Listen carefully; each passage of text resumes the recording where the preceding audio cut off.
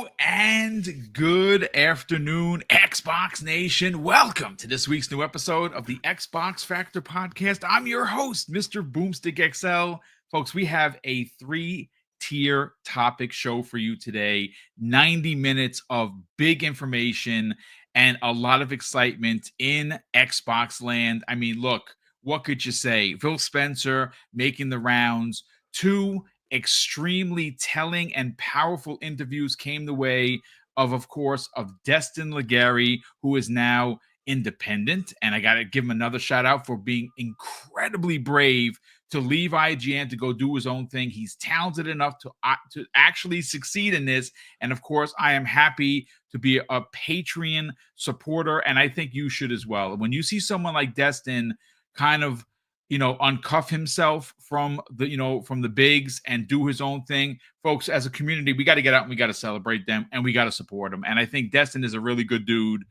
Maybe you don't agree with all of his opinions, and I that's fair because I know a lot of people don't agree with mine. But I think that what he did was incredibly gutsy, balls of steel-esque, and I'd love for the community to step up and support him. And keeping with that in mind, we also got to shout out the, Paris Lily and Denny Pena, of course, of not only of their own brands, but Gamertag Radio. They celebrated their 1,000th episode. I mean, that is unbelievable. And they have made their marks independently and as a pair of incredible community members as well as content creators. Shout out to all three of them who asked some really incredible and big, powerful questions. We're going to break that down. Actually, I haven't had a chance to kind of really drop my opinion on it, but one of the topics that we're going to hit at the middle of the show is our own personal takes. Again, this is unscripted, folks. This is just our opinions on what we thought, what we personally pulled from that particular interview. Each one was about 26 minutes, give or take. I think the Gamertag one was a pinch longer. So we're going to give our opinions there.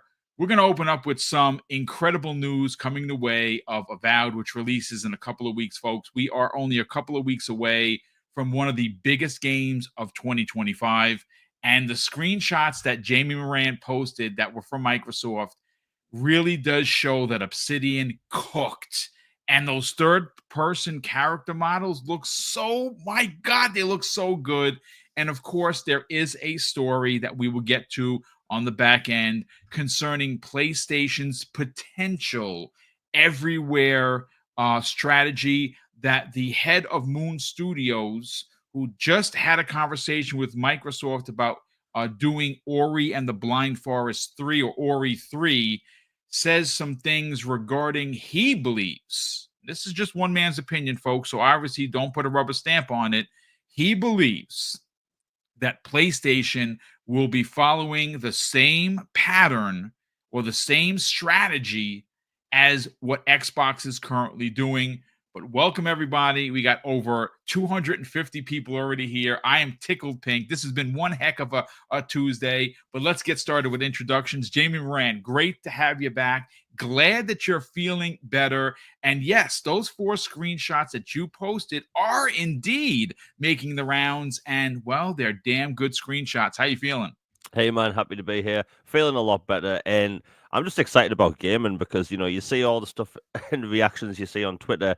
But I'm really excited for the games ahead. It's going to be a really good year.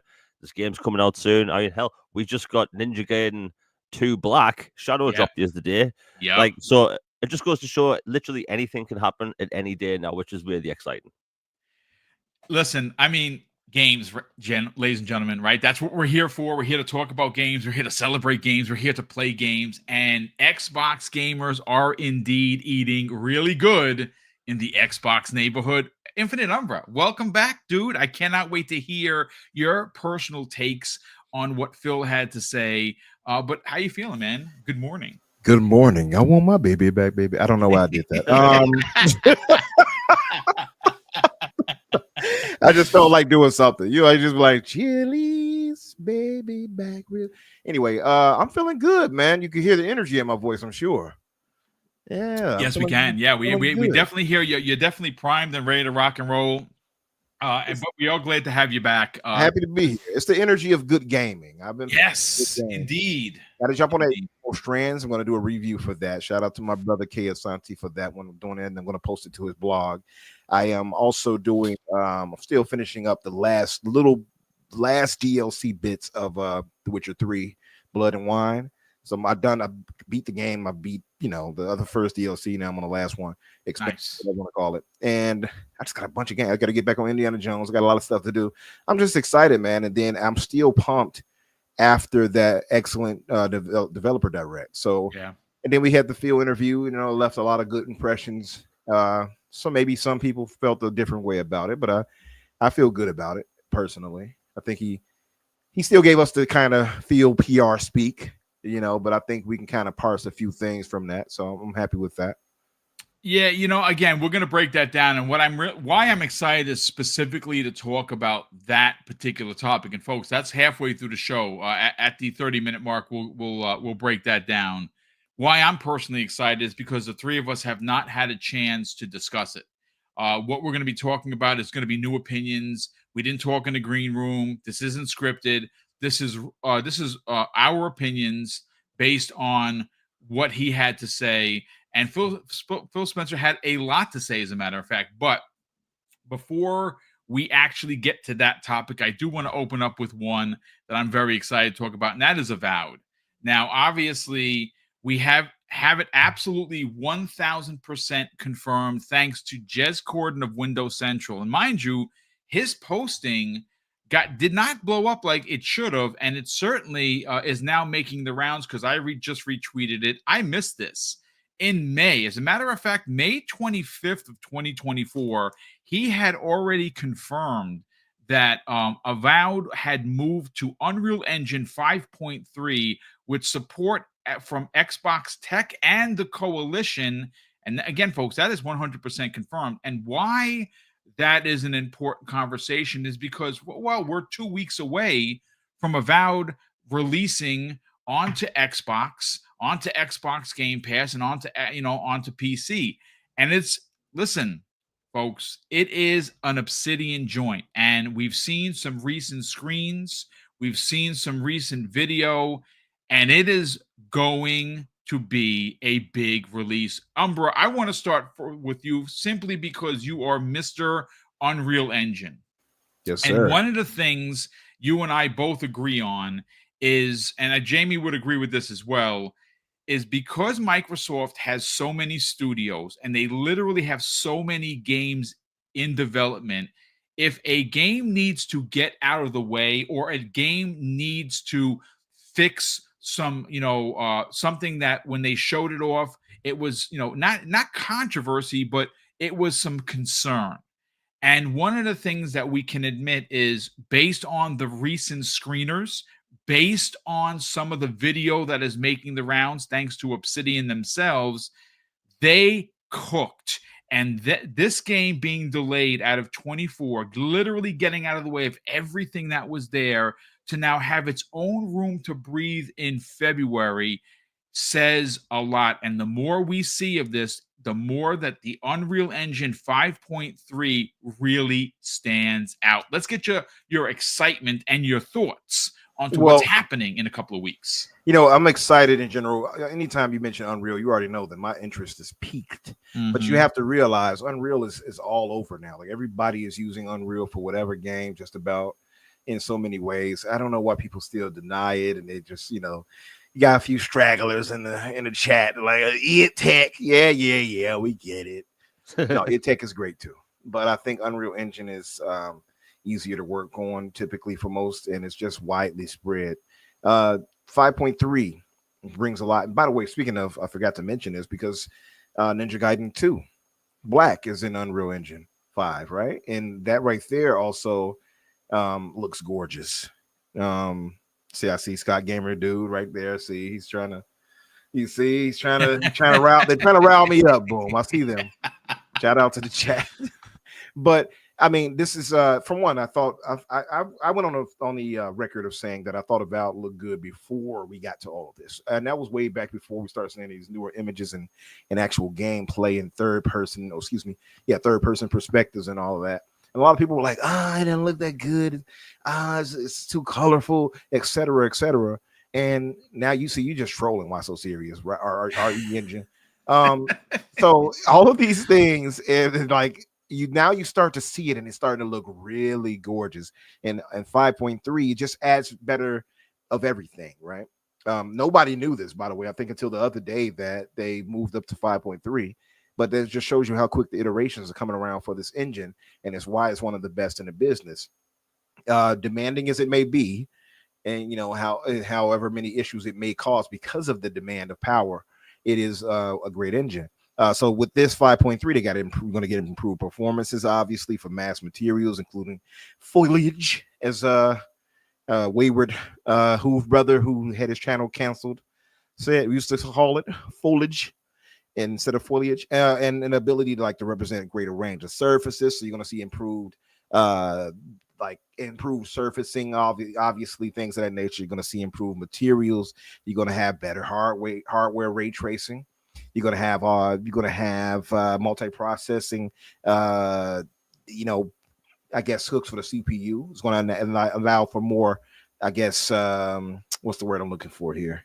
It's going to allow for less time, to load up things, and like all of these things are improved because of the 5.3 from what I had read up on it. Yeah. And it's got a lot more enhancements. I can't even name them all because I'm not the best when it comes to the tech side of things, but just reading up on it when I did to see that Avowed is moving up to it has me excited. Again, the game looks gorgeous. We know it's going to play pretty well. We know that it's Obsidian doing what they do, and they put magic on games. So I think everybody should be excited for this. And you say it's dropping, what, 2 weeks? In 2 weeks, I think it comes out on the 14th. I think it's the 14th or the 15th. It's like either Valentine's Day or the day after. Mm-hmm. So listen, again, we have so many games to go through, and this was why I wasn't upset with them delaying it as they did to next year. Like here, now look how stacked we are already. Just the first half, crazy, and it gave them more time to iron it out. And now look, 5.3. Had it come out last year, they wouldn't have had it. Now they could have obviously updated the title to that, when it later on with a patch. But I'm just saying, like all of these things, we're going to get a better game because of this now, and that is the beauty of Xbox having so many titles and IP that are just now finally ready to start hitting the shelf. So that's a beautiful thing. I'm super excited for Val though. I was watching Colt's gameplay the other day, and he looked really good, dude. Like I watched it a couple of times, and listen, the foliage that you're talking about looked amazing. Everyone's saying in the chat, shout out to everybody who responded. It's the 18th for the regular release, but if you buy the deluxe edition and you can upgrade, it's I think it's $30 for the upgrade. That gives you early access, and it gives you the DLC. Again, it's $30. I mean, again, if you want to buy it, folks, by all means, please, buy it. But if you have it from Game Pass, you can get the early access by paying the $30. I might do that. I mean, I've done it for other titles. I did it for Starfield, stuff like that. I might do that. Yeah, why not? Support them, give a little extra support. $22 for the upgrade, Cullen. Cullen Prime says $22. Yeah, I'll do that. I don't have a problem with that. Yeah. Oh, we still got some who looking for the physical. Oh, y'all. I mean, listen, I have a ridiculous physical collection. I just don't do it anymore. I have like old stuff. I got over that during the first month or two of last gen, where I was just like, that's it for that. Yeah, moved all digital since the beginning of the Xbox One gen. But you also share games too, so I mean, that makes sense, obviously, to go all digital. But listen, Umber, the excitement for this game cannot be. I don't think there's any putting a lid on this. I think people are excited because one, it is a massive game, RPG that's coming, and everyone likes open world RPGs. Oh, you know what? Maybe not everybody, but I know that you and I absolutely love them. But this is an Obsidian joint, and we know that they can throw down just based on their past works. Again, for me, why I'm personally excited is because I have no affiliation to the Living Lands. This whole IP that's based on older, that third person type of I guess ARPG is called. Pillars of Uh, Eternity. yeah, Action RPG. yeah, it's based on Pillars, and I'm not a Pillars guy. I don't like those type of games. I tried, like, it's very similar to Baldur's Gate. I didn't like it. I have it. Someone gifted it to me. I tried it. I gave it the old college effort, folks. I really did. But like, even if Pillars was dropped on me today, it's not something that I would play. So for me personally, this is very exciting because this is all new to me. Now, I think that if you are someone that played Pillars of Eternity, you're going to win even more because you know the lore. And I think that is very, very exciting. Listen, let's bring in Jamie Moran on this. Jamie, look, Avowed, I think, impressed people when it was originally shown. Now, granted, the game did look a little sluggish. The graphics weren't as good as we're seeing now. This delay seems like it really, really helped the studio define what they call an RPG. And we know that Obsidian can, in fact, do that. Let's get your thoughts on the screeners that you posted, some of the video that's been out there, and the fact that they've switched over to Unreal Engine 5.3. Yeah, I mean, this game's gorgeous. If you look at the first trailer, the first gameplay trailer, like, to me, it looked actually pretty good. It's just, the environmental detail was nowhere near as what you see now. And there's a photo floating around of this guy that's basically made of mushrooms. And the amount of detail on this character is pretty ridiculous because, like, I've played, I want to say, almost every single Obsidian game. And let me tell you, there is some level to jank to some of their past games, Fallout, the Outer Worlds, but that's part of the charm at the end of the day. But from the from Avowed, I don't get that. Avowed looks way more polished than we've seen from previous Obsidian titles, so I think a lot of people are going to love this. And also, like, it being set in the Pillars of Eternity universe, like, even if you've never played those games, it's still going to use the lore of that universe. It's going to be a deep RPG. And I think one of the things that I'm looking forward to with this game, and I think a lot of people will, is that it's a 30-hour RPG. And we don't get many of these, Witcher 2, Deus Ex, Mass Effect. Like, this is going to be one of those games. And being able to switch between first and third person, that's something Obsidian doesn't really do much in their past games. But in this game, it looks fantastic. There's lots of platforming in the environment. It has this, I want to call it free range combat, where you can mix spells with flintlocks and you have wands and melee attacks, and you're not locked to any specific class, which I love, kind of like Skyrim. So I think a lot of people are going to love that. But I mean, this game's clearly came a long way from when we saw it, like, 2 or 3 years ago. I know a lot of people seem to be hating this game at the minute. I don't really understand why. Maybe it's because it's an Xbox game. I don't know, but I think a lot of people should really try this when it comes out, because I think they'll be surprised. It's a new first-person fantasy RPG, or third-person, which we don't really get a lot of on this scale. This is a hub-based RPG. Everything right now, when you play it, it's a massive open world. You're there for like 100, 200 hours. This is going to be a very focused RPG. Yep. And I think, it's going to get people's attention. And I will say this, like, Obsidian, like, they tell some interesting stories. They tell some of the most interesting stories in video games. And I think that if people go into this, trying not to expect Skyrim, I think they're going to love it. I think people will be really surprised when they play this game. Yeah, you go in there thinking Skyrim. You set yourself up for failure. Yeah. I was just about to say that. Like, I think that it's okay to have expectations, but I think that, Bethesda does things the way Bethesda does things, right? And even though some of their RPGs have, very similar aspects that we know and love and look forward to, and some people dislike, this is not that. And I'm glad that you said that, Jamie, because this is a very focused RPG telling a very specific story. Now, we have been told that there are side missions, there are multiple hidden things to find, and a perfect example, Umbra, and I'm going to bring it right back to you, is the way that we personally play these types of games. We know that if you start here, over there is where we need to go, but we never get there, at least for the next 4 to 5 hours, because we're looking over here and we're looking over there and we're finding new weapons and we're finding new armor and new magic. And I think that a 30-hour game on paper, at least for someone like myself and someone like Umbra, is going to be a 60-hour game 100%. because we don't play games that we go to A, B, C. We go A, Y, F, going back to G. That's how we. I mean, it's so true. I mean, that's why I'm like at almost 300 hours in The Witcher right now, just because. And I beat this game. I know everything is that. I know all of this. Yet when I play these types of games and this game, great games like this, I have to go and do these things over there. Yes. So by the time I get back to the main mission, I'm probably over leveled or something.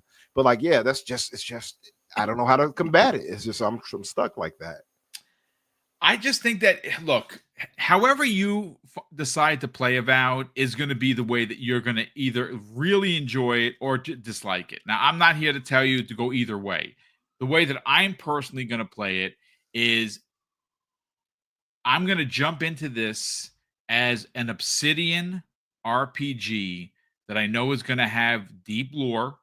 It's going to have great combat.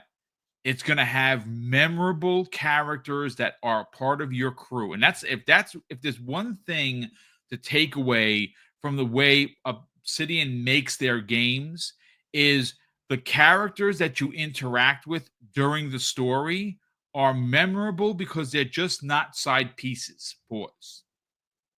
They are important to the story, and you start to appreciate the relationship that you have with each of these characters. That's exactly what happened with some of the characters in the Outer Worlds, which is why I'm super stoked that the Outer Worlds 2 is somehow going to be bookending the Avowed this year. I honestly cannot believe we're getting 2 Obsidian RPGs in the same 12 months. It's just insane.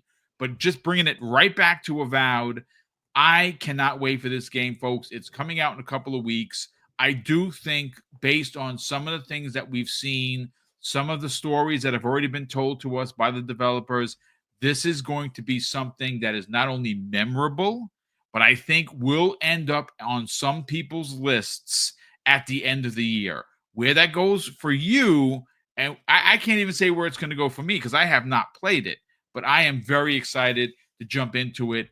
And again, a couple of weeks cannot get here quick enough. And one of the big ones of the year is Avowed. And guess what, folks? If you have Xbox Game Pass, you play it day and date, and you can buy the upgrade for 20-something bucks. And that is awesome. I love it. But, gentlemen, we got to get into topic number 2. And this one is, I'm excited to talk about this because I really haven't had an opportunity to kind of give or drop my bars. So what I'm going to do is I'm going to give you my opinion on the back end because I do want to hear what Jamie and Umbra have to say. Now, Umbra, look, again, I think Xbox has started off 2025 in a big way. We have a roadmap. We know that there are a ton of games coming to the platform, and more specifically, launching into Xbox Game Pass. And I do keep saying that because it is important. Value proposition in 2025 is even more important than it was in 2024. And you know why that is? And I know people are going to make fun of me. It's fine. Eggs are $12 a dozen in some states. Think about that for a second. $12. Ridiculous. For eggs. Hey, I just saw some images somebody was sharing, and a few people, I ain't going to name them right now, but they were at Costco. These people had shopping carts filled with egg cartons. Yeah. And I'm like, is this happening right now? They like, I'm in the store right now. This is happening. Yeah. Several people with tons of eggs just stacked and stuff. I saw somebody post on, I think it was King David that posted, somebody said, now in my new side hustle, and he had little baggies of 3 eggs in each one with some money next to it. I mean, again, we're laughing, but folks, that is the sad reality of the world. And again, I don't get $1 every time I say Xbox Game Pass. I wish I did, because we'd be able to, we'll have our 20%. We would be looking for a place right now. That's not, in fact, the case. I say it because it is the best value in gaming. And what's happening this year for Xbox with their roadmap is unlike anything we've ever seen from first party. So when I say Xbox is doing it right, we have the roadmap. They just had an amazing developer direct. We got two drops that were secret drops that, obviously we kind of had a thought and a theory that they were happening. We got the confirmation of Ninja Gaiden 4, and then of course Ninja Gaiden 2 Black dropped into Xbox Game Pass as a surprise. Excellent. And that was a really big deal. Of course, if you're on PlayStation, you can buy it for $50, which I think is a great deal. But this Phil Spencer interview, Umbra, I think really did answer a lot of questions. Now, there are some circles that we roll in that think that some of the questions weren't hard enough, that they wanted more pressing questions to Phil. And honestly, I'm okay with the questions that were asked. Again, I've listened to each one of the interviews more than 3 times. I listened to Destin's 3 times. I listened to Gamer Tags more than 3 times as well. And I thought that they asked very pressing questions. Again, I have my own personal thoughts and theories as to why he answered some of the questions the way he did. But Umbra, I do want to get your personal takeaways from both of these interviews. Overall, very insightful. I feel a little salty, and I got to be honest because I just don't feel the need to lie. I've only seen snippets of Paris's and Danny's interview with Phil, and there's a reason for that. Because one, I felt they were going to ask him questions I kind of knew they were going to ask him, and I felt Destin was going to ask more hard-hitting questions. Yeah, just to be honest, and they don't want to. I don't think they want to rub Phil. Pause the rub the wrong way. so my thinking was going to be they were probably going to get some of the questions that I felt like I would know the answer already to anyway, right? So I think Destin had, from what I saw, a really great interview with them. I'm sure Paris and Danny's was great though. From the snippets I've seen, it was pretty good. I know Paris and Danny are excellent at what they do, so it's no shade. But from what I had watched from Destin's interview with him, and I did this by consensus, just to be honest, too. I asked fellas, I said, what would be the most interesting question if I could bring this to the topic for the table, for discussion today? So one of them for me was the legacy, that Phil, what he felt his legacy was, or what he wants his legacy to be. Destin asked him, and Phil even had to pause, like, whoa, like he wasn't even prepared for that question. And I thought that was really good. Yeah. But I think we can kind of guess what his legacy would be. One of the other ones was bringing the Xbox experience to PC. And I guess that would be the one I would focus on, because that one has a lot of tendrils, if you will. It goes in different directions. For one, no longer being just exclusivity out of the window. 2, it opens Xbox up to maybe Game Pass possibly going to Steam one day. Steam coming to Xbox, the things we've been discussing. And Destin did ask him that, which he never got an answer. Phil just laughed, and they moved to another question. And then I asked these fellas, I said, hey, do you think Steam would be going to PlayStation 6? And they said, absolutely not. So one of the interesting things is that with this new direction that Xbox is going, and their direction of kind of being available wherever anybody wants to play their games, is also the fact that I think it sounds scary now because it's new, and Xbox is prone to do things that a little earlier before everybody else kind of does it. And sometimes they pay for it negatively. Sometimes it pays off. And this could be one of those things, I feel like, where it seems crazy now, but later down the road is going to pay off for Xbox, right? And I think typically we have the view we have of exclusivity and things like that, and them going to other areas with the gaming. It feels like, one, people feel uncertain because of what's going to happen with the future consoles. But I think Phil answered a lot of that too, saying that they're not going anywhere as far as hardware goes. But right now, if you look at what they're talking about, with them going to Steam, with them having games on PlayStation, we're having games on Nintendo, and in keeping forward momentum with past games in your library. I think this shows that Microsoft, or at least Xbox, is switching from a hardware focus to a software focus. Yes, And that's what I got from this with Phil, and I think I think it's an important thing, especially for me. And again, I always make sure to say this because I realize I'm speaking more from a PC player point of view nowadays.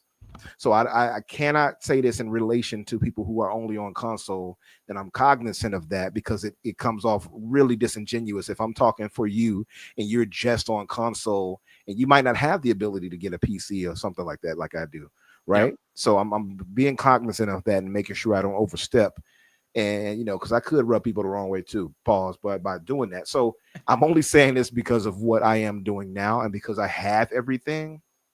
But if I'm moving more toward, by the way, Jesse James is correct. It's kind of breaking news, I suppose. Boom. MLB 25 is not going to Game Pass coming up. Oh, wow. Really? Yeah. Saw it a minute ago. Okay. Wow. That's actually quite shocking. Yeah, I'm surprised by that too. I wonder what Sony or the sales might not have been good. I wonder what may have led to that. But Black John, yes, I'm trying not to rub people. But yeah, and that's my thing. I feel like me being more on PC the way I am, this right here speaks directly to me because I know that I'll be able to get those games, and as long as they come up with a proper way for me to maintain my past library, yep. Which I think is going to be the case, that they'll allow it for me to be able to access them through PC. As long as they allow for that, I don't have any complaints. But again, I'm speaking only from my point of view of moving on to also being on PC side of things as well. For those who are specifically on console, they have to change their way of looking at it, because the traditional mindset it's pervasive. It keeps thinking like, oh well, if they're not selling well here, what's going to happen to Xbox, and I'm going to lose this, I'm going to lose that on my library. What happened? That's the problem with it. And I think it sounds scary at first, but I think it's going to pay off in the long run. And again, from what I've gathered from an interview here, is that they're not exiting the hardware stage. They're still going to deliver that. They also going to try to figure out how best to deliver that, something to differentiate them from Sony. And if part of that is also having a handheld device for one of the devices and having Steam availability, hey, major W. I stick by that. I stand by that. So that was my big takeaway. Is the bringing the Xbox experience to PC was my, I guess, biggest takeaway. I mean, it's great points all around. I think that bringing up the point where it does feel like they are going all in on software, and I think it's safe to say that based on the amount of not only first-party software that's launching in the roadmap for 2025 and beyond, the software that's launching on both PlayStation and Nintendo Switch 2. And he was very, very clear that that is not stopping. And that's where my point comes in. As a matter of fact, I'm going to segue into that. Jamie, I'm going to bring you in on the back end because I do want to get this point across. There were a lot of things to like about Phil's answers. Now, some people thought that they weren't pressing enough. They weren't as stout as you would like. And some of his answers were very corporate-esque. But that's what he does. He is the CEO of Microsoft Gaming. He's got to answer these questions as pointed as he can, but within limitations. Now, I don't make excuses. You ask me a question, and I'm going to give you an answer. What I took away, and one of the things you got to remember, folks, from my point of view, I consider myself old. Not physically, because I again, I posted a picture of myself today, which is hard to do on social media, right? And I am way better in shape now than I was a year ago. And that's because I put a lot of work into it. I really have. But the point I'm trying to make is when you put yourself out there for these interviews, you're going to be asked questions that sometimes are difficult to answer. And I thought Phil did answer them very well. And I think that one thing is, like I said, I consider myself to be an OG. And I really, in my mind, have a hard time getting around games going everywhere. because that's not the way. And I don't want to say we were trained. That's just the way the business worked. Back in the days, we bought a new console, and there were certain games that were on that console that were exclusive, that for you as a fan of that brand, you bought that system for those games. Now, third party obviously is always going to be third party. And that's one of the things that were a lot of Xbox OG fans were concerned with. And as a matter of fact, it was a question that came the way of the community. Destin specifically asked about the Xbox identity, and was that going to go away? Was Xbox going to lose its identity? And Phil talked about defining what Xbox is through its hardware. And I think what he was referring to was the hardware that we've been talking about for the last year, and that's this mythical hybrid box. And I've said this before, and maybe I haven't said it publicly. I've talked about it, in some private circles. But just looking at the playing field as we see it, I think the PlayStation 6 is going to be a very powerful PlayStation 5. It is going to give you all the bells and whistles that you would expect for the $700 or $800 this thing is going to cost. It's going to give you ray tracing. It's going to get you 120 frames. It is going to be a monster. The problem is that it's just going to be a PlayStation 5 with more power. Why do I think that? Because Sony is as traditional as Nintendo. They have a console. It works. Lots of people buy it. And it's going to be a great console when it releases. It's just going to be a PlayStation 5 with a lot of power. That's not the same story for Xbox. This is something they've been working on for years. This next box is going to be unbelievably powerful, but it's going to be so incredibly different that, yes, it is going to play Gears E-Day. It's going to play Forza Horizon 6. It is going to play Halo whatever. But it's also rumored to be this hybrid, play every game that you own everywhere on this box. It's going to be a PC that literally looks like an Xbox, but acts like a PC, giving you, again, the ability to play your Steam library, because when he asked that question, he didn't answer, but he laughed.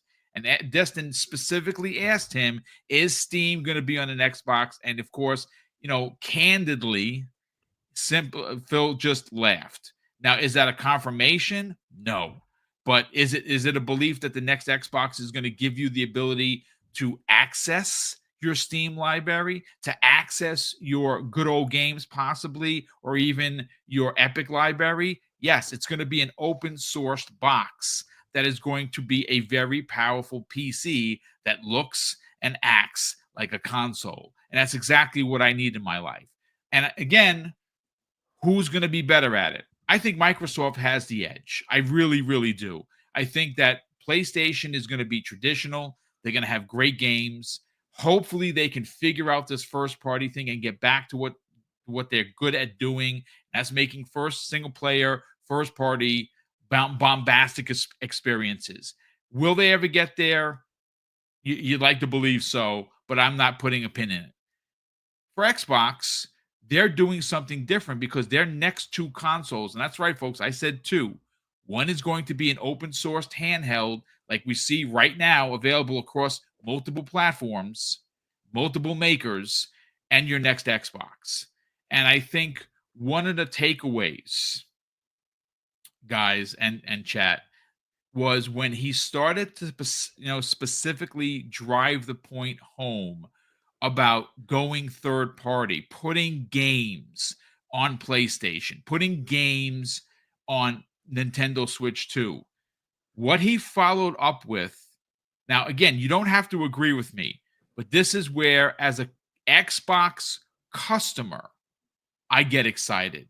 He specifically said that when they put games on other platforms, it gives Microsoft and Xbox the ability to invest in hardware as well as studio development. So, and again, we've talked about this, sometimes we've laughed about it.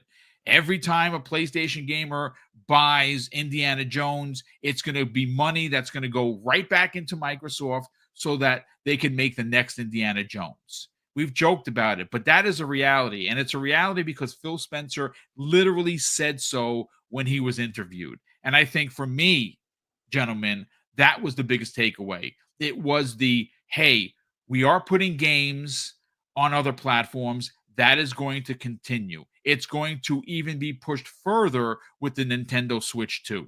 More games are going to go over there and they're going to have a ton at launch. There's just no doubt about it. But I think the driving force for anyone that has concerns over third party and the ideology behind it, you're going to get investment into first party. More games are going to be made. More studios could possibly be purchased, or teams could be built. Instead of Obsidian having 4 teams, maybe they have 6 teams.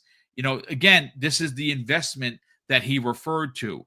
And more so, and I think that this really is the pin in it, so to speak, is the fact that Xbox Game Pass already gets $1 billion. That's right, folks, with a B of investment from Microsoft yearly to put games into that service that we all know and love. And that will continue to happen. Development in hardware and how it continues to grow is also going to get a boost by putting games onto other platforms. And on the last half of the show, we're going to talk about a new theory from the head of Moon Studios that suggests that PlayStation will in fact be following the same strategy as Xbox. And when that happens, folks, my receipt book is going to come out. That's all I'm going to say. But Jamie, you've heard my thoughts, my theories. I want to hear yours. What are your thoughts on the 2 interviews by Phil Spencer? I mean, they were good interviews. I will say this, though. I think Phil Spencer, and I'm just getting the vibe from this, I think Phil Spencer's getting sick of being asked the same question over and over and over. Like, the multi-platform thing, I feel like, is being asked a million times. And while I thought both interviews were great, I feel like every question being about what's about the next Xbox, what about the multi-platform stuff? And it's like, I think there's more to find out about Xbox than that. Even though those are 2 very hot topics at the minute because people are concerned about the multi-platform thing, but he addressed that. And I thought they were well done. I think that, Phil Spencer, I think that, when it comes to the future of Xbox, he should have been asked about people's concerns, and I think that wasn't brought up. Even Paris on Twitter mentioned that. So, like, that aside, my takeaway from the interviews is that Xbox is going to try and do something completely different next generation. And look, we already pretty much know next generation, there's going to be a console and a handheld. That's pretty much given. Phil Spencer is pretty much like smiled every single time portable gaming's been brought up. The PC hybrid, I'm doing air quotes, has been brought up almost every single week. And I think Microsoft, like they've said multiple times now, that losing last generation was the one to lose because people built up their digital libraries. Because look at the 7th generation, right? Back on 360 and PS3, you couldn't buy every game digital. Most games weren't even available digitally until the Xbox One and the PlayStation 4 came out. So, like, that's when people start building these massive libraries digitally. And, like, I think Microsoft, their look at next generation is like, look, we're going to have Gears of War, AD or whatever, and, Elder Scrolls 6. And then they're going to try something different with this PC, console hybrid hardware. I think there are some big concerns when it comes to that because when it comes to Xbox, people mainly talk about Game Pass. They don't talk about Xbox in general. Like, most of the money Xbox makes isn't from Game Pass. It's from people buying games, DLC, expansions, battle passes. Yes. And like that stuff funds Xbox. It funds the Xbox division. And if you look at the whole PC thing people are talking about, which is very realistic, which the amount of times it's been brought up, if you put a different store on an Xbox, how does Microsoft make money from it? So if someone goes on your Xbox next generation and they want to buy, I don't know, Assassin's Creed, Well, they could go on Xbox, they could buy it from the store, and Microsoft will get their 30% cut, and Ubisoft gets the rest of that money. Or they could go on the Steam app on an Xbox, and Xbox gets nothing. That's a major worry. I think that's something Microsoft has to think about, and like that is the major concern. And look at the native support thing, right? I've brought this up on my channel a lot. Like, if the PC hybrid thing does happen, let's say Final Fantasy 17 comes out and it goes to PC and PlayStation, and people do what I do on Twitter to say, "Hey, I want this game to come to Xbox." Well, what's to stop Square Enix from going, you can load up Steam on your Xbox and just play it there. Well, that means I won't have Xbox achievements. That means I won't have an optimized game for my console, and I'll just be playing the minimum spec version through an app on an Xbox. I think that is a major concern for a lot of people. Xbox has tried things in the past and it's worked, and they've tried things in the past and it hasn't worked. Phil Spencer's mentioned that. If you go back 20 years ago, nobody had broadband, but they put the original Xbox required broadband to work. You couldn't just use dial-up, and that worked out well for them. If you go to Xbox Live and the Xbox 360 generation with the integrated store and achievements, that worked out for them. And the Kinect, when that first came out, that's the fastest selling consumer electronics product of all time. Or at least one of them at that point. And they had a huge success with that. And with the Xbox One, we all know what happened there. TV. People didn't like the reaction to how it was announced, right? And that basically, like, Don Matrick destroyed Xbox back then. He really did. Yeah, like irrevocably, like did a really bad job. But like, Xbox has done things that have worked and haven't worked. And I think Microsoft, they're looking at what can they do next generation that's going to be, their ace in the hole. What's going to be the thing that gets people's attention? Because look, in an ideal world, every game would be on everything, right? You could play Super Smash Brothers on a PlayStation. You could play Zelda on your Xbox. You could play Halo on a Switch. You could play Uncharted on a Nintendo Switch, right? Whatever. We don't live in that ideal world. We just don't. I can't leave my front door open at night. My house isn't made of chocolate. Alcohol isn't free, right? I'm not fortunate like that. So, like, I look at this and think, like, Microsoft's multi-platform stuff, it can work if done right. Phil Spencer has said not everything's going over. And I think, look, at the end of the day, you need an incentive to buy into a platform. And if you want Xbox to succeed in the future, and look, I'm an Xbox guy. My whole channel's about Xbox, right? I don't think Xbox is going away, by the way. I'm just trying to make a point. I think, like, my takeaway from this interview is that they want to try and push Xbox in a different direction from what PlayStation is going to do. Because, look, PlayStation, they're going to do the traditional route, right? We all know that PlayStation 6 is going to be a new PlayStation. It's going to be more powerful, and that's what it's going to be. The Switch 2 is going to be a more powerful Switch, which is all that needs to be, right? I think Microsoft, they want to try something risky, maybe something different, and it might work, it might not work. Fortunately enough, in like the modern days, we have things called like, modern focus groups. We have AI and all this stuff. So like, I'm sure Microsoft knows in the back end the numbers. But like, my takeaway from this interview is that they seem really confident about the hardware they have making. Like, because they've got the games down, right? Xbox's biggest problem for the longest time were games and the amount of games they can get out in high quality. You can play Indiana Jones and some of their recent releases, and you can say, yeah, their games are high quality now. And look at the games coming out this year; look fantastic. Like, it's next generation and hardware, which is the talk in the multi-platform stuff. Well, the multi-platform stuff we can just move away because we already know it now. It's the hardware. Like, Xbox next generation is coming in 2026, and this PC and handheld stuff is coming into the topic all the time. Like, look at the handheld thing. The handheld market right now is absolutely insane, right? The Steam Deck basically proved that you can have a popular handheld that isn't a Nintendo device. So you have the ROG and all these other PC handhelds, to the point where Microsoft, they constantly talk about portable game and this, portable game and that.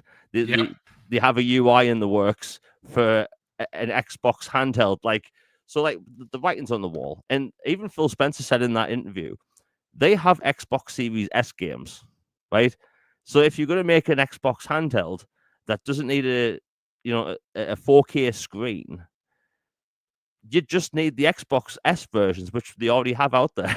So like they have this whole catalog of games ready to go the second they release a handheld. That's bloody huge, by the way, because Yes. the handheld market right now, it's ridiculous. Like if you go back like 5-6 years ago when it was just the Switch, like where I live, I'd see the occasional person with a Switch. But ever since the PC handhelds taken off and these streaming devices, I see people walking around and like people on the bus, people on trains using these handheld PCs all the time. Yep. So like it goes to show that there's a market out there that wants to play these games portably, maybe just on the way to work, but they want to, splash some cash and have a decent way to play them rather than play games on a phone. Like that's where a big market is right now. So like I think next generation, yeah, we'll have our our home console. Maybe he'll have Steam app or whatever on it. But I think the handheld is going to be the bigger topic next generation because portable talk, like almost every device at CES this year was a portable. So and like even at NVIDIA on stage when they were talking about the new graphics cards, they were talking about how they were able to squeeze the new 5090 or whatever it is into a thin laptop. And talking about how like that could go in future like PC handhelds. So like my takeaway from the interview is that they're confident about hardware and they've already got games down. So to me, yeah, it was good.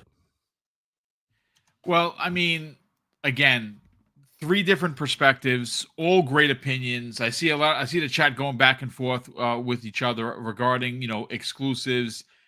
And again, for old guys like me, exclusives, it's strange, right? It's strange to consider that the Halo Master Chief Collection is going to find its way to Switch 2. It's weird.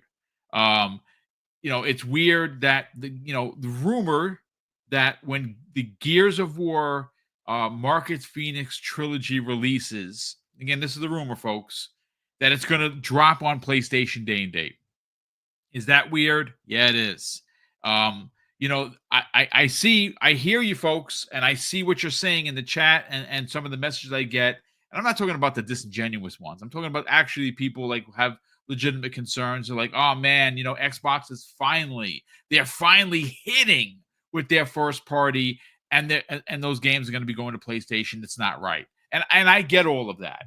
But I think that based on Phil's commentary of investment it really should be what we're concerned with, right? It really should be the focus point of our concern, because if he's telling you and he's saying this, and you got to remember, he's in a position where when he talks, maybe it's not to the degree of an Amy Hood, who is the CFO, or of course Satya, who runs Microsoft. When those two speak, the markets are moved, especially for the stock pricing, the buying and selling of stock for Microsoft, right? Because those are powerful figures within the business. Phil Spencer is the CEO of Microsoft Gaming. He holds a massive position in the company. So I don't know if something that Phil says will move a market or not, but I can tell you that he cannot get out there and lie. I know people are Phil, he's a liar. He didn't answer the questions, legitimately. Some he laughed off. Fine. I get that. And it's been brought up to great degree, with very specific questions about Steam being on the next Xbox, where he just laughed about it and didn't answer, right? Yeah. And I get all of that, ladies and gentlemen. I'm not making excuses for him. He makes a hell of a lot more money than me. He doesn't need me to make excuses for him, and neither does Microsoft, because they're a $3 trillion company. They don't need little old Boomstick making excuses for them. But as a consumer, and that's how we have to look at this. We can rah the fan base, and I'm an Xbox guy through and through. But as a person who lives on a pension, and I say this all the time, and I get made fun of, and that's fine. I don't mind being laughed at, and I certainly don't mind being transparent. I have a pension that's great, but it has a ceiling, ladies and gentlemen. It's not limitless. It does have great features to it, and I work super hard to get it, but that doesn't mean it's limitless.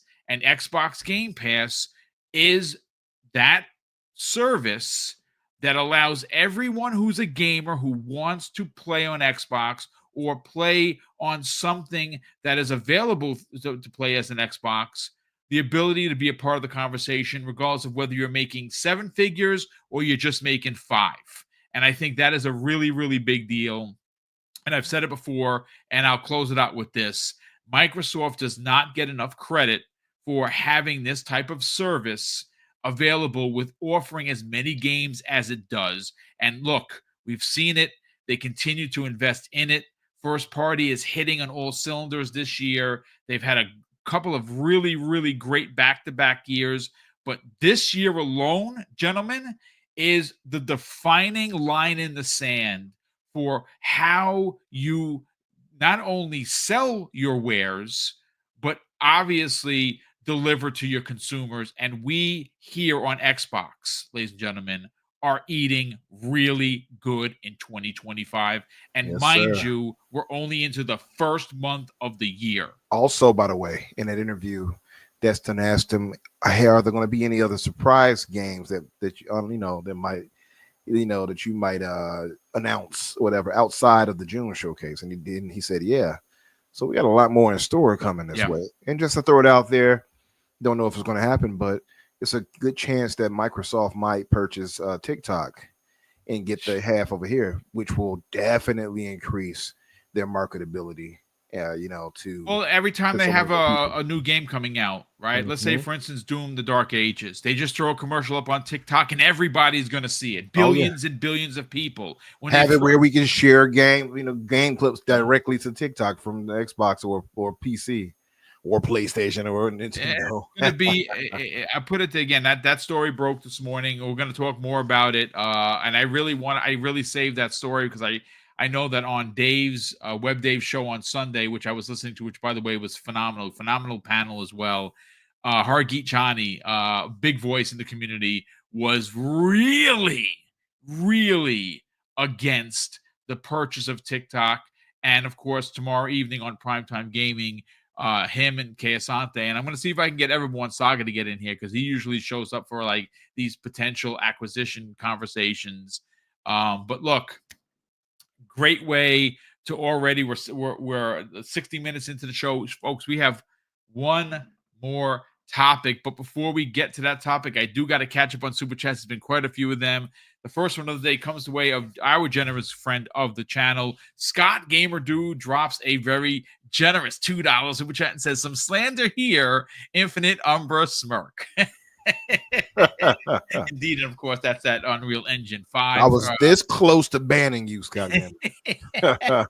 Scott, thank you so much for being here, brother, and thank you for the generosity. We have Adidas 20 dropping a very generous $2 super chat. Adidas goes on to say, "Umbra, I'm sure ID Tech helped Avowed like Indy."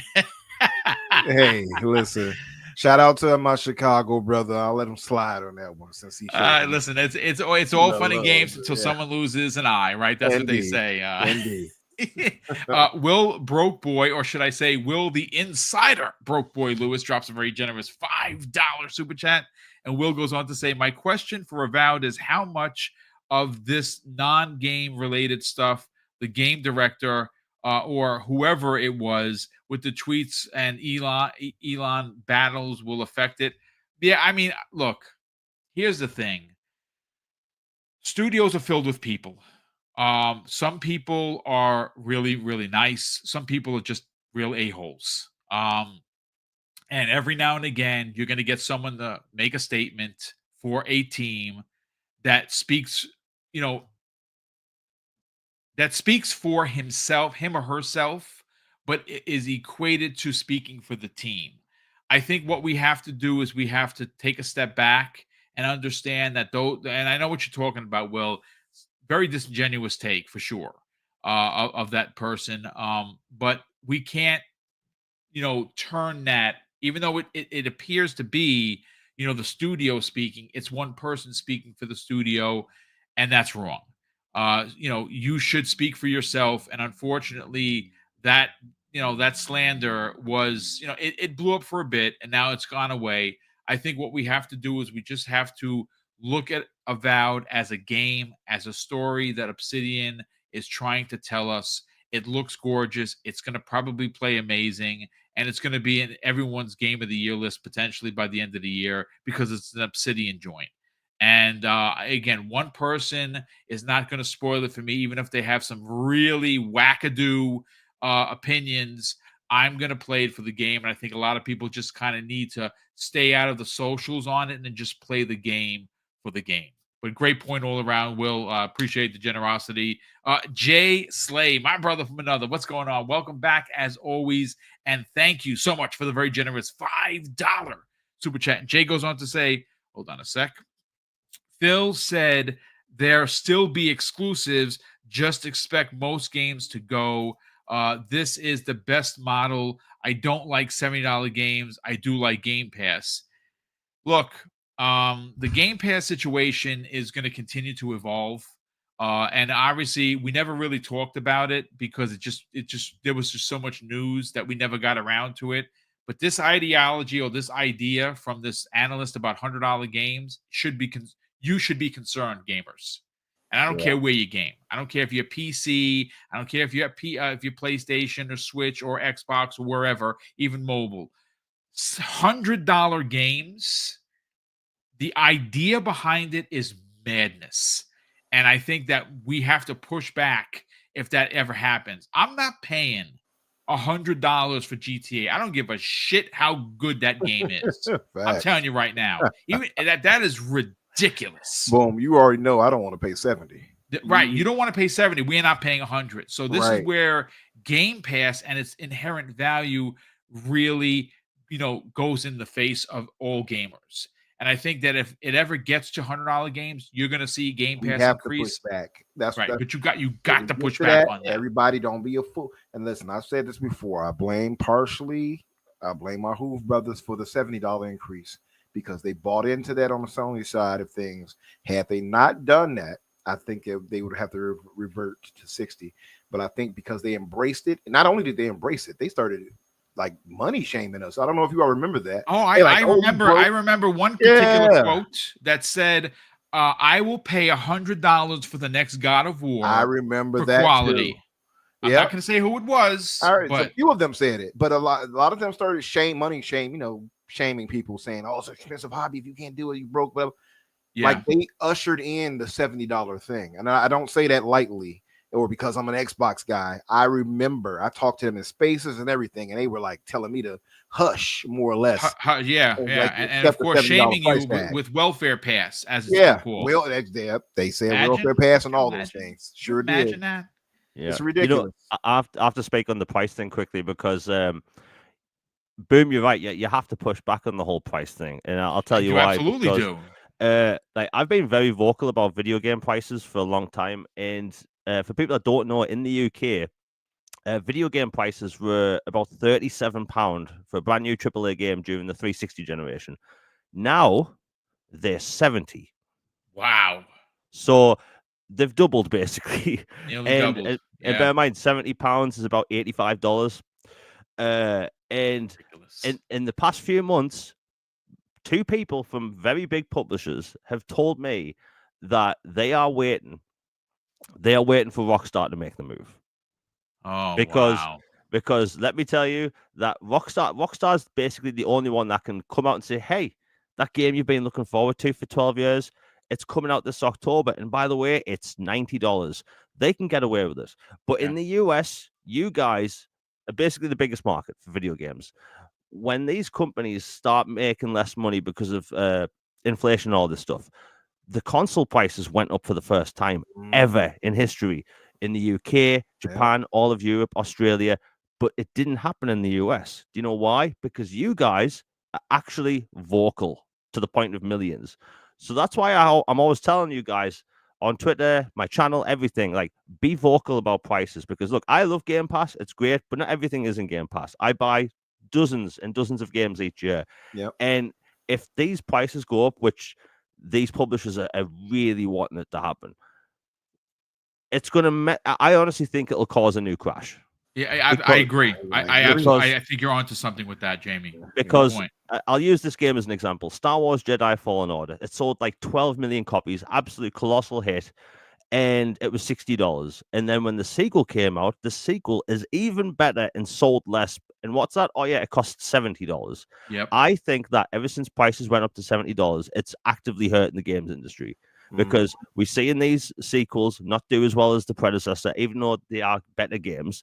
And every time I see games brought up at a different price, so like, Alan Wake in the UK, I think was like £49. People are like, "Oh, did you hear about this game? It costs less money."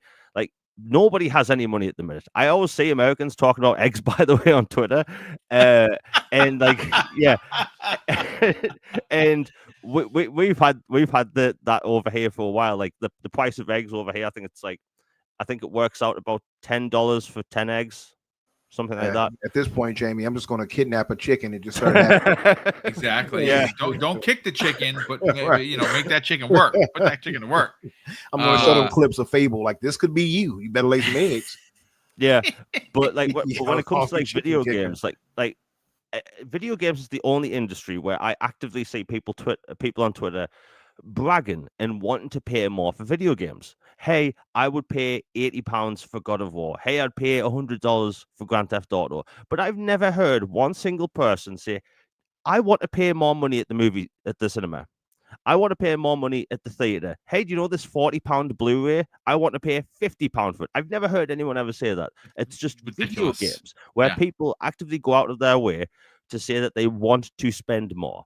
Because guess what? If someone gets like, let's say two or three video games for Christmas, right? That kid, that person or whatever is not going to get 2 or 3 games anymore. They're going to get one. You get one game. So Yeah. true. And like, look, when someone says, and by the way, I won't mention their names, journalists in the past few weeks have actually told me that we should pay more because of inflation and the way games cost in the 90s. Man, you can say that. Yeah, I hate that. I'm sorry I'm popping off right now, but I have to. No, this is great. This is fantastic conversation. Again, it's a reality, folks, that please don't ask for $100 games. And if it happens, do not buy these games. Reject it. Yeah. Yes, push back. Like in the 90s, right, when a video game came out, you had the code sent to a factory, and these cartridges were made of like 100 different components. Then they were boxed by people, put onto trucks, which used even more fuel because of the weight of the cartridges.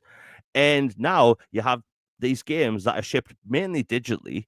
And look, our games come out now, broken day one, day one DLC, season passes, single player games with battle passes. You have microtransactions. You have games broken at launch that don't get fixed for months. And yet we've been told we should pay more for video games. No, not on my watch, because I'm fed up with this. Every single and multiple people from publishers have also told me, you're cheap. I've been told I'm cheap because I don't want games to go up to £90. Well, you're frugal. Also, well, again, no names on this show. Whoever told you that's a knucklehead. I will say that. But look, great points. Let me just continue with the super chats, and we're going to get to the last topic, because this one I think is going to have long legs. Now, how long those legs are going to be? Well, this is going to be a story that we're going to continue to monitor, and I think that eventually even the mighty PlayStation is going to look, and they're going to have the numbers. They're going to see how much money Microsoft is making, and there's going to come a point in time where certain games that are sitting on a shelf, literally, and not fictively, like literally sitting digitally on a shelf, are not making any money for PlayStation. They're going to need some monies. And I think that you're going to see a lot of pushback with the commentary that came the way of Shuhei Yoshida, who retired. And he basically said in that interview with Greg Miller, which was phenomenal, that you, right, me, and everybody in this chat, if you want PlayStation to go back to where they made single-player, story-driven, adult themes, over-the-shoulder type of experiences, you and me and everybody in this chat are going to have to help PlayStation fund that by buying remasters and remakes. I'm sorry, I love Shuhei. I think that guy is a diamond of the industry. One of the nicest humans. I think he portrays himself as an amazing person. Everyone I've spoken to that actually knows him loves him to pieces. But that is not a good sentiment at all. But we'll get to that in a second. Freddie Fox. Oh, no. First of all, Sith Lord, you're too much, brother. He drops a very generous $2 super chat and says, waiting for Boom's OnlyFans for his workouts. Brother, listen, let me tell you, I'm years away from taking this shirt off in public. And there's a reason for that. It's not because I'm not putting in the work. I'm working out 4 and 5 days a week. My problem, ladies and gentlemen, I like cake. That's my problem. I like cake. We all like cake. I'm sorry. Bro. I'm never giving up the cake. If I did, like I have salad for dinner, grilled chicken salad. I eat, responsibly. I have a nice breakfast. I have carrots for lunch. As boring as you can be. Yeah. But you ain't giving up that cake. I like cake, brother. You a man. At the end of the day, every man wants some cake now. And there you go. I'm talking about different type of there you go. So shout out to you, Sith Lord. Can you all imagine, by the way, Boom doing some type of gamer hip hop exercise routine to get us in shape? All right. Now lift it like you're doing a controller. Lifting the weights, Jamie. I don't have that kind of confidence. I'll tell you that right now. But yeah, again, that's why I don't tape myself boxing, because I look probably like a fish out of water. It's embarrassing. But you know what? I'm putting in the work, folks. I'm putting in the work.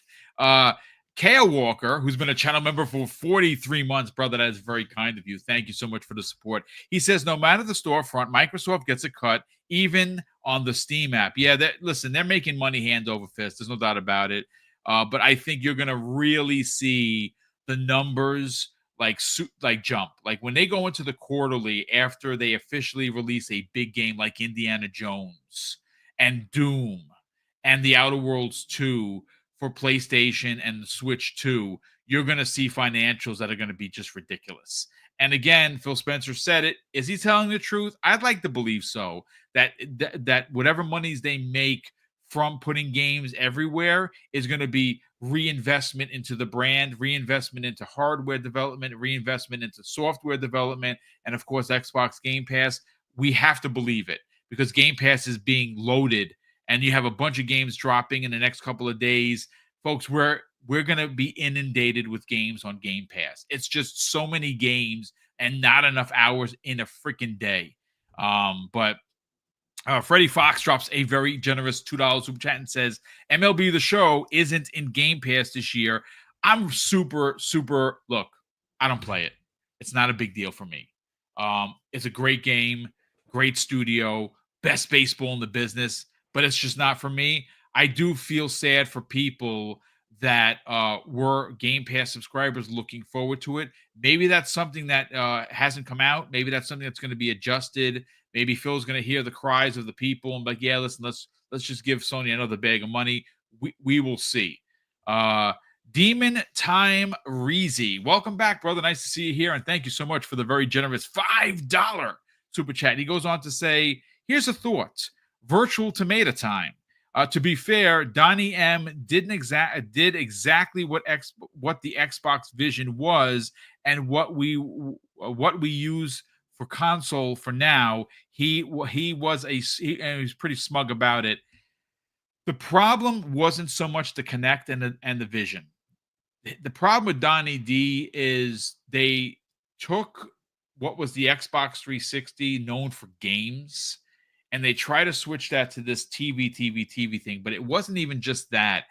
It was almost the same thing that Sony did during the PlayStation 3 launch. If you remember, where they said, hey, listen, if you want the PlayStation 3, you got to get a second job. That obviously didn't go over well for Sony.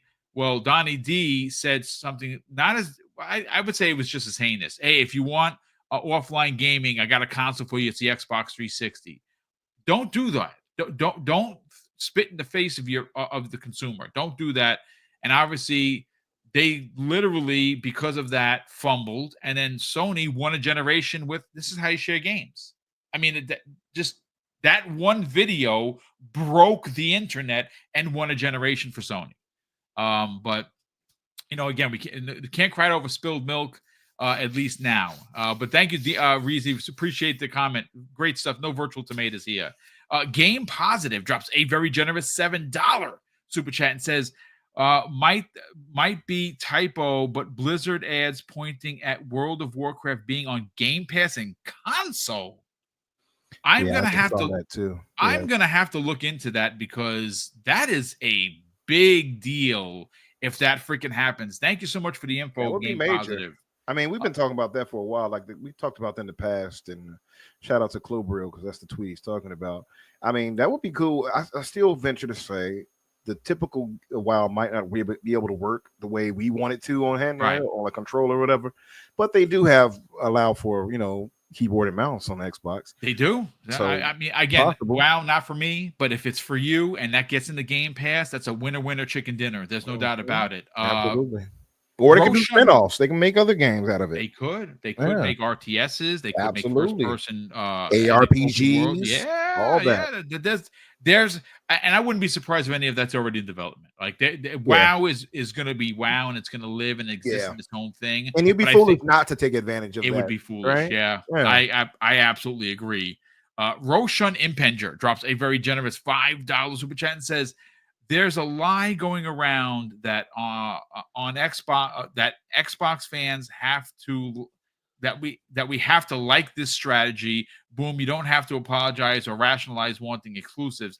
No, I don't apologize for anything. I just find it weird that games are going everywhere. Would I do it? No. Do I accept it? Yeah. At this point, what am I going to say? What am I going to do? Am I going to kick a can and go pay $76.43 for Doom? Like, who's winning at that point? I'm cutting my nose off to spite my face. That makes no sense. If you're angry with Xbox doing this, I'm right there with you. But I'm not angry enough to cut my nose off to spite my face. And I'm not going to go spend $76.43 or $100 for the upgraded edition for Doom. Right. When it's going to be in my service to teach them a lesson. I'm going to teach Microsoft a lesson and give you more money. Yeah, that'll learn them. Yeah, no good. Carlos Nieves drops a very generous $5 super chat, and Carlos goes on to say, certain entities are kicking their are licking. Okay, certain entities are licking their chops to use GTA 6 as a catalyst for a $100 base game price point. Keep an eye on the media sources justifying it also. Listen, I'm going to tell you this right now. I see anybody championing this, you're getting blocked. And I will be naming names on my podcasts. If I see you out here trying to champion $100 games, you're not only going to get spotlighted on my channel as the biggest boob of the industry, but you are going to get blocked and banned. I do not toxicity. Do not. That's right. Do not tell these freaking billion-dollar companies that you want to give them more money. My God, please don't do that. Please don't. It's so dumb. Also, by the way, wasn't Take-Two one of the main people that pushed for 70? Dude, it is. They were the catalyst on the $70 game. Exactly. It was them and then Sony. The top two that caused this issue. Don't fall for it, y'all. Don't fall for the virtual banana in the tailpipe. I am telling you, folks, don't do it. Last two, and then we'll get to this topic. Before that, let's go play real Grand Theft Auto in real life and just go rob. Please. Yeah, there you go. Remember, there are consequences, folks. You do rob a bank, you're going to go to jail. I'm just saying. But unless you're playing really carefully, unless you plan it really well. Abzel 2009 drops a very generous £2 super chat and says Game Pass subs would go crazy if games go to $100. Yeah, actually I can see Game Pass going up to $25 a month if that happens. There's no doubt about it. Now, would that be wrong? Sure. Any price increase sucks, but to fluctuate with the market, it would probably go up like $5 if games were $100. Lastly, Mash, welcome back, brother. Nice to see you here. He's been a channel member for 9 months. Mash goes on to say, I may buy GTA 6 at $100, but that doesn't signal I do the same for other games. Just because GTA can do it, others may get a wake-up call if they follow suit. Yeah, I mean, it's possible. You certainly not every game is going to be worth $100, and I don't think even GTA is. But again, I'm not going to, help fund that ridiculousness. I wouldn't put it past them to possibly have had this media person or journalist or whoever float that idea out there to see how people. I'm sure. The person that originally came up with this that said that games the way it was presented was from an analyst. So this is just another person's opinion. You know what to say about opinions. They're like a-holes. Everyone has one, right? So there you go. Do you want to hear? Do you want to hear my tinfoil hat theory? Please, I, go ahead. I 100% believe this, by the way. I think, but this story comes out about once a month. Analysts suggests that game prices should go up to $100. Analysts suggests that publishers are looking at this. I honestly think that 2K, Take-Two, all these publishers are floating around the idea to this quote-unquote analyst to get us all into the idea of prices going up. Because any other time of the year, nobody's talking about prices, but GTA is right around the corner, and analysts suggest the price may go up. And now everyone on Twitter is talking about, you know what, I would actually pay $80 for GTA 6, or, $90 or $100. I honestly think they float in the idea so we get comfortable with prices going up again. Yeah, it's insane. As a matter of fact, he said it would be better for the industry, to sustain the budgeting of game prices. Again, virtual banana in the tailpipe, folks. Don't fall for it. But gentlemen, let's get into this next story. And again, sorry that this went a little longer. It's probably going to go a little longer than 90 minutes. I don't normally like to make it that way, but I do want to get everyone's point. Now, this story comes the way of WCCFtech.com. It was written by Francisco DeMeo. He goes on to say the lead title is PlayStation will eventually abandon console exclusives and follow Xbox's strategy, according to CEO of Moon Studios.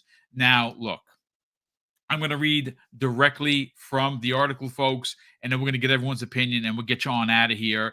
It goes on to say this to open up. Console exclusivity will eventually become a thing of the past for PlayStation, as it has with Xbox, due to how consoles and the market as a whole have changed. This comes the way of Moon Studios CEO. And in a lengthy post on X, Moon Studios CEO Thomas Mauler talked about Xbox's current approach, saying that it was the right one for several reasons.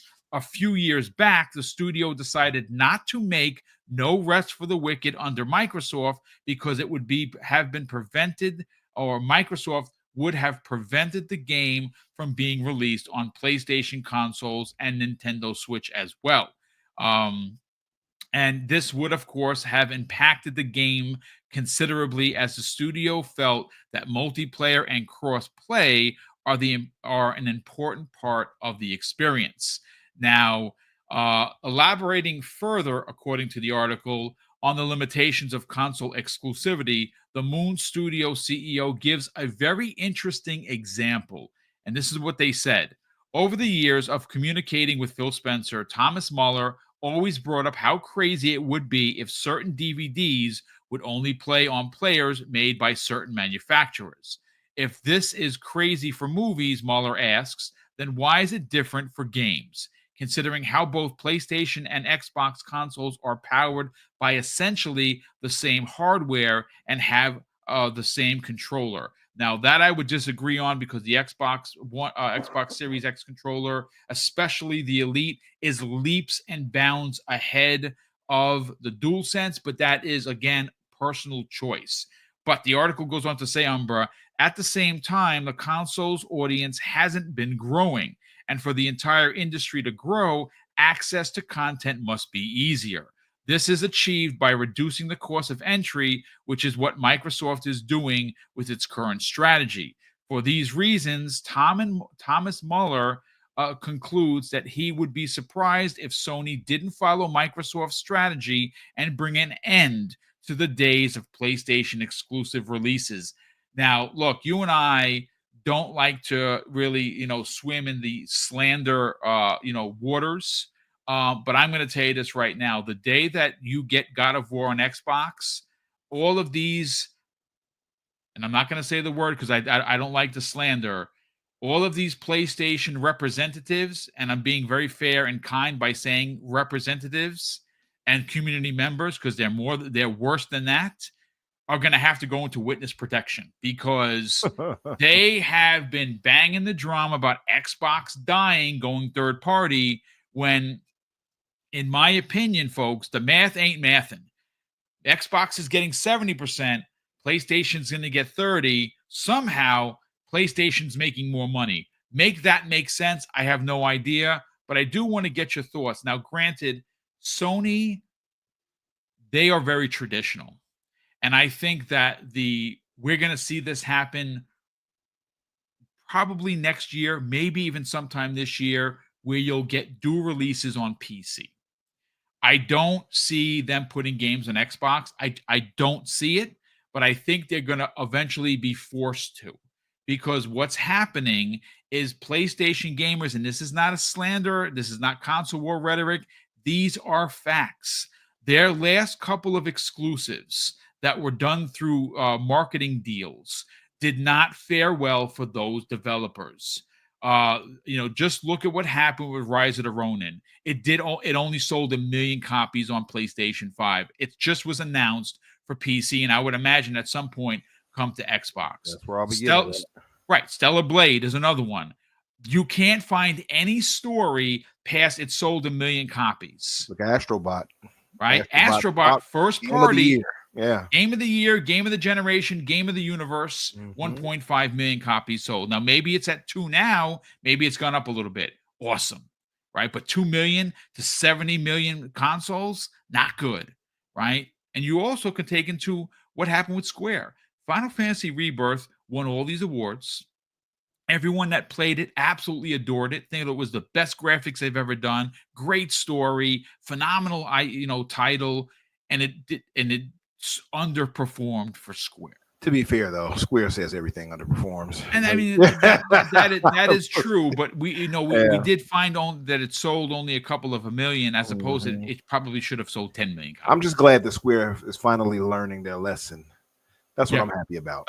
So my question to you is, what do you think about Thomas Mauler actually putting this out there, where he thinks that Sony is at some point, not tomorrow, not next week, maybe even not next year, but at some point is going to be in a position where, fiscally speaking, it makes more dollars than cents to put PlayStation games on other platforms? The thing about Thomas Mauler is I like how he goes in depth with it, how he explains his view. If you've seen him, he had one with I believe the lady name was what's her name? Alyssa Mercante, the lady like a lot of people hate. And he, was misconceptions about Moon Studios, how they ran their businesses behind the scenes. And you all remember that, with like Microsoft couldn't deal with them because of the boys club and toxicity, and and then he came out and explained it in such great detail, very calmly, very, very respectfully. So I say all that to kind of say that he goes into his thoughts of whatever he really explains on Twitter with good intent, and I think with a lengthy nuance, if that makes sense. So I don't doubt that he thought this through, and that him having been in the gaming industry as he's been for however long, that he sees the writing on the wall, so to speak. I don't know how soon that will be. I stick by the thought that Sony wants to stay in a traditional style of I guess sales, the old way of selling hardware, and like that's the biggest thing. See, Microsoft right now is software leading. Sony is hardware leading, right? And they're going to supplement it with some software here and there. It's the opposite for Microsoft. And Microsoft has learned a lesson that I think right now seems scary and untenable, but I think in the long run is going to pay off for them, rather, right? But there's a cost for that, because now the fanboys are like, oh, the console wars are over, they lost, and yay, we won on the hooligan side, right? So that's the thing. But in the long run, Sony just might have to do that. You keep hearing these talks from a Sean Layden where he talks about unsustainability, and if Sony's going to continue doing the thing they do as far as delivering those major AAA over-the-shoulder story-based sad dad walking simulator type games that everybody talks about, and we know how costly those are, hundreds of millions. If they're going to keep doing that, well, they might have to branch out, and I don't know how soon it'll be. I still venture that, PC would be the first place they'll go as far as closer to day and date, if not months apart, than day and date, right? So I would say it's going to steadily drop from being 1 year to 6 months to 3 months, Yep. possibly to day and date. I don't know how long that'll take for them to get to that point, and I don't know what might happen or change in the gaming market that could positively affect them where they don't have to do that either.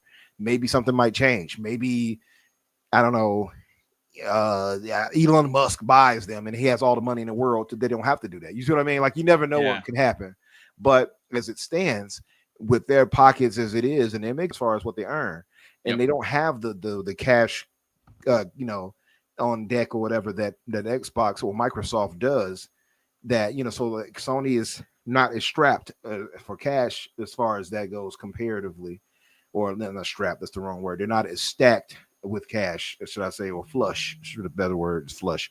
So that's my thinking. I think a lot of things have to change for them to get into the same style of a model of sales that Microsoft is in now. Microsoft was forced into it because of a lot of different things, but it might pay out for them again in the long run.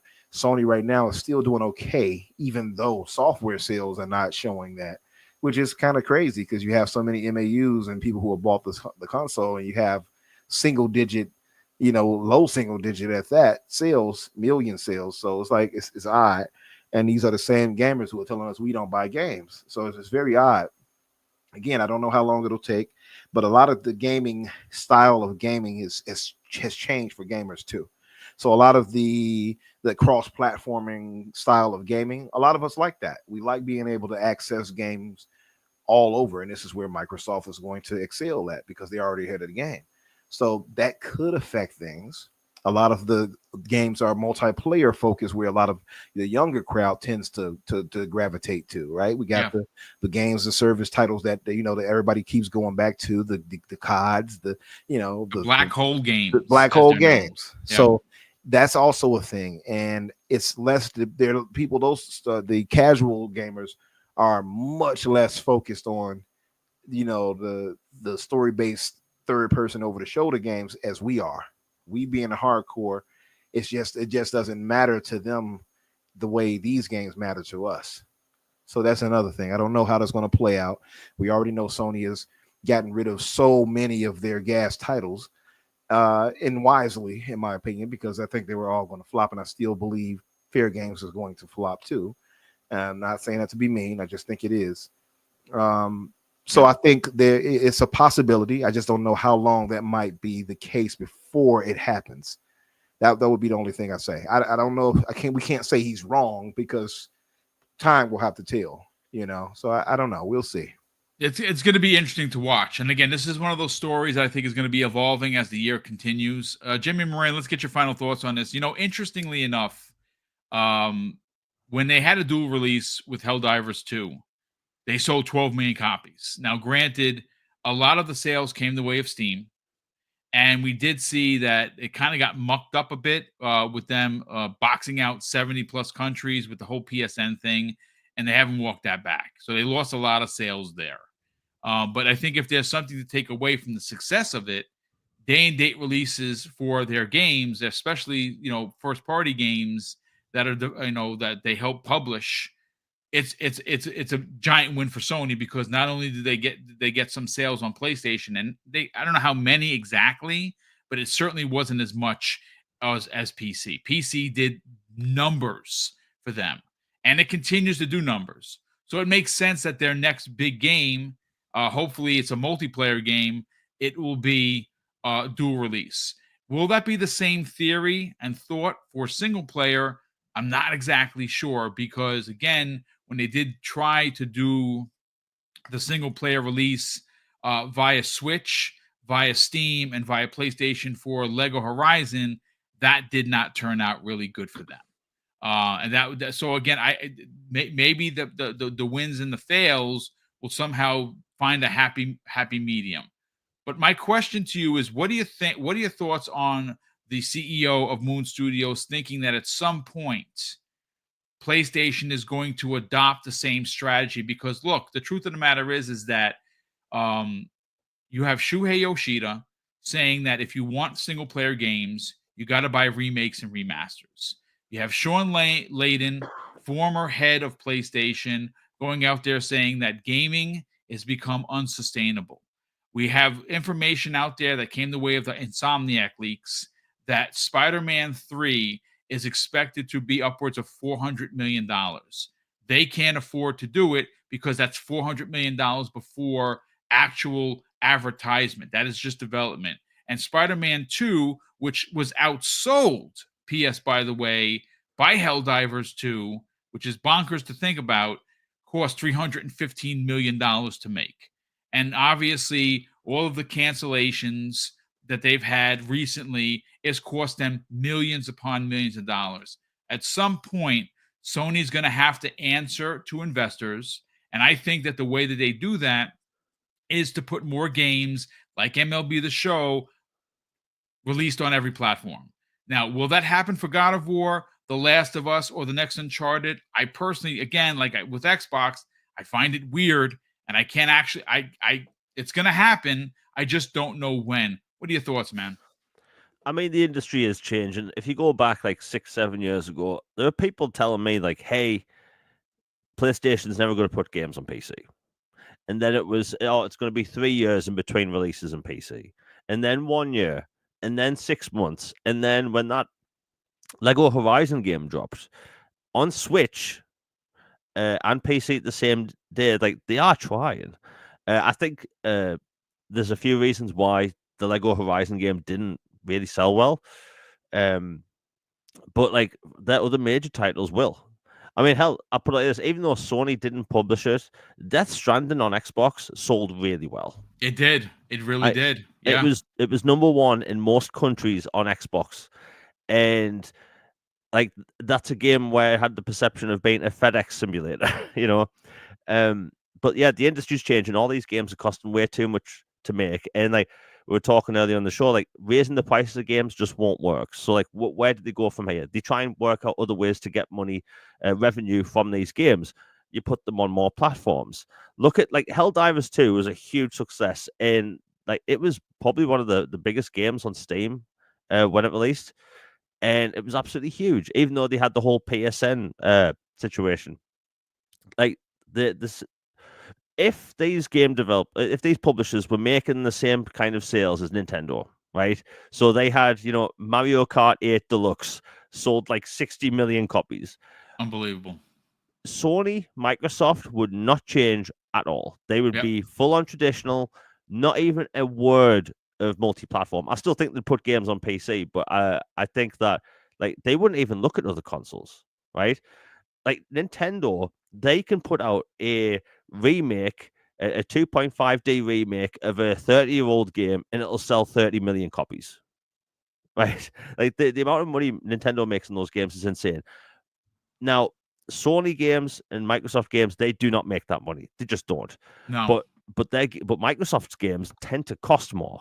Right? You have super realistic graphics, huge detailed open worlds. And it's like the next Spider-Man game, it's going to cost $400 million? Like, That's look at The Witcher 4 is apparently going to cost close to $300-400 million. That game has to come out and be a huge success day one. Has to be. And that's why these companies are putting like their games on everywhere. Like, so like the Witcher 4, it's obviously going to be on Xbox, PlayStation, PC, probably Nintendo Switch too. Because that's more eyes on these games. That's why a lot of these games are signing up for like different streaming services. It's deals right there for instant cash. I think that the industry's changing. It's scary for a lot of people because it's the only industry for the longest time that stayed the same. Books, movies, TV shows have all slowly changed over the past 30 years. Music changed 20 years ago with iTunes. And we all just kind of got along with it. But with video games, a lot of people just aren't used to like things changing so fast. So like, I don't think PlayStation putting more games on PC day one is actually going to be a big deal, like in a negative way. I think it's going to be a positive. More people are going to be able to play these games. And like, if someone on PC is a PC gamer. They prefer to play games on PC. They are likely not going to pick up a console just to play one game or two games. So, like, I think that's a good thing, bringing these games to PC. I honestly think it will get to a point in the next 2 years where we will see almost every single Sony game day one on PC. Will we see more games on console? On Xbox and Switch from PlayStation? I think we could see things like, live service games. Like, hell, Marathon, even though that is a Bungie title, Marathon's going to be on Xbox. It is. People aren't doom and glooming in my feed saying, oh, it's the end of PlayStation because, Marathon's going to be on Xbox. Nobody's doing this. Hell, look at when Lego Horizon came out or announced for Switch, right? Did you see anyone in your feed doom and glooming PlayStation? No, not No. one. And do you know what was announced just a few weeks before that? Indiana Jones for PlayStation. Yeah. And it was this Lego Horizon game was third party day one, and Indiana Jones was third party months away on different consoles. And people were acting like it was the end of the world, end of Xbox, right? People just like to pick and choose the battles at this point. All these games are going to be on most devices at some point. People just have to get used to the idea. Like, Nintendo's in their own little bubble. They're going to sell the Switch 2. It's going to sell 45 billion, units and be completely fine. But Xbox and PlayStation, they are changing. Sony's getting there slowly. They used to say, we are never putting games on PC. And then they start putting games on PC. And then some games day one. MLB The Show's on Xbox. Like, Marathon's going to be on Xbox. Lego Horizon on Switch. Like, things are changing, whether people want to admit it or not. And it's going to continue to change. Indeed. It's going to continue to change. And like I said, what we used to know is not going to be the same. Sony is eventually going to realize that they're leaving money on the table. And I've said this for years, something like Helldivers 2 is going to eventually launch on Xbox. It just is. It's a live service game. They want to make more money. They're going to launch it there. When it comes there, I'll buy it. Spider-Man 1, 2, and Miles Morales, it's sitting literally on a virtual shelf somewhere doing nothing, making not a single penny for Sony. If they made a triple pack for $70 and they dropped it on Xbox, they'd sell 10 million copies. Because Xbox gamers do, in fact, buy games. Not so much for PlayStation. That's just a fact. I don't have to reiterate the numbers. The numbers say that PlayStation gamers just don't buy as many games. That's a fact. And the reason there's a reason for that. Not because they're cheap. No, their audience is casual, and their audience stays in their lanes of games that they enjoy playing on their PlayStations. Whether that be Apex Legends, whether that be Call of Duty or Warzone or Fortnite. These black hole games, Marvel Rivals, has been a big boost for PlayStation numbers in regards to players. These are all free-to-play games. Most of the audience for PlayStation are not hardcore. 85+% on console are casual gamers, ladies and gentlemen, especially on PlayStation because it's the most popular system. It's the most popular console. That's not console warring, folks. That is just read the room. Take your console war shit and put it back in your pipe because no one wants to hear it. These are facts. And I know there's a couple of people here that want to talk about numbers for Indiana Jones. I don't have those numbers, but on the 29th we will. And you know what? I'm going to call him out because he's been very active in the chat. CT Fire seems to think that Game Pass is unsustainable. Well, thankfully, you don't work for Microsoft or on any boards that can actually prove what you're saying, and you're wrong. You're 1,000% wrong, and that's console war nonsense. It is sustainable because you put a game in like Doom or like Call of Duty, and you get someone to sub who wasn't sub before. That's how it's sustainable. Because instead of the one sale for $76.43, they get someone in the service for $20 a month times 12 months is $240. And we know that most casual gamers only buy 2 to 3 games per year on each console. So you're wrong. And I just had to call you out because you've been very active in the chat. And when you put yourself, up on the front stage and you're saying disingenuous nonsense, I'm going to call you out. But that's the end of that. Anyway. We're going to turn you into some glue, boy. There you I'm go. joking, Listen, I'm joking. jump over fences. That's what ponies do. Why we wouldn't harm a fly? What can you do? But real quick, let me just get these last two generosity that comes the way of Spartan 661, who has gifted, ladies and gentlemen, 5 double barrel gaming memberships. That is very kind of you, brother. Thank you so much. So if you did get a membership, please by all means thank this man in the chat. And lastly, Sloth in the chat drops a very generous $10 super chat, and he goes on to say, imagine a game like Super Smash Brothers dropping on Game Pass. I think it would take over Marvel Rivals in popularity if it's done right, of course. And again, I would love to see, and I've been saying this for years, and it's never going to come true, which is a shame, that Microsoft literally has so many characters in their arsenal that they could make a kart racer to rival Mario Kart easily, and they could make a fighter in the form of like a PlayStation All-Stars. If you remember that was a lot of fun. I really much enjoyed that, and that had a lot of really great characters. It just didn't take off. I'd love to see a fighting game of some sorts. Use all the characters that Microsoft has at their disposal. Maybe that will come the way of the next Killer Instinct, and you'll have a lot of crossover with Doom Guy and Master Chief, and we'll get some of those characters in there. We will see. But ladies and gentlemen, that's going to do it for us. Let's get everyone out of here. Umbra, by all means, sell the brand of The Fix. It happens each and every Thursday, 8 p.m. Eastern Standard Time. You and Daniel McGee do a great job talking about not only the gaming industry, but of course, pop culture as we know it, film, movies, anime, sometimes even toys and statues. Break it down, brother. Where can people subscribe to your YouTube channel, but more importantly, follow you on social media? Yes, sir. Yes, sir. As Boom put it, we talk about everything, and I'm gonna make sure to expand on that. Me and him, outside of gaming, because gaming has just dominated. And shout out to Microsoft. I keep saying this. Had it not been for Microsoft in gaming, as far as gaming talk, all these podcasts would have been dried up. Sony wasn't giving us anything. Nintendo wasn't giving us anything. That means we'd have to come up with a ton of evergreen discussions, if not for Xbox. I'm just keeping it 100% real with you all. That said, The Fix, as Boom alluded to, is on Thursdays at 8 o'clock Eastern, 7 o'clock Central for my time, of course. Definitely hope you guys come by. I need to put a link in the chat, which I will in a second. And if you guys have not subscribed to us yet, please do so. Help a brother out. Scott Gamer Dude, you're gonna get banned. I saw that.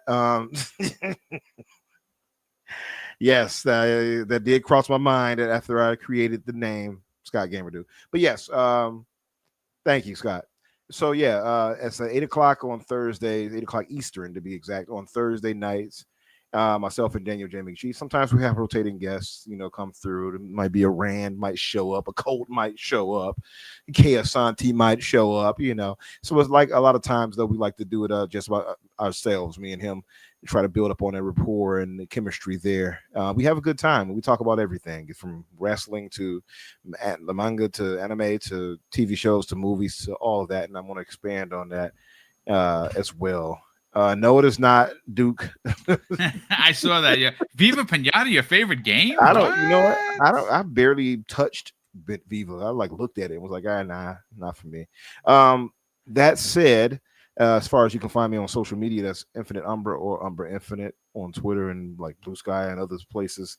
Look a brother up, follow me. I follow back, as long as you're not some weirdo, which I don't think any of you in the chat are. So thank you all in the chat for not being weirdos, largely, and for holding us down today. Thank you. And of course to the panel here, Boom and Jamie, doing your thing. Yeah, well, thank you very much for being a part of this show each and every week, and love what you and Daniel continue to do on The Fix each and every Thursday. The Elusive Gamer, a.k.a. Big Mass Effect fan, a.k.a. Jamie Moran, brother, sell the brand. You have a show with Logan Meyer going live this evening at 6, I believe it's 6:30 p.m. ET, if I'm not mistaken. Where could people check out the All Things Xbox podcast, where you guys break down the hot topics, and there's a lot to get into because there's been quite a bit to talk about when it comes to Xbox. If it's not the Phil Spencer interview, obviously it has a lot to do with the direct We have this massive roadmap. Avowed is out there making the rounds. You have a ton of stuff dropping into Game Pass. There is literally so much to talk about.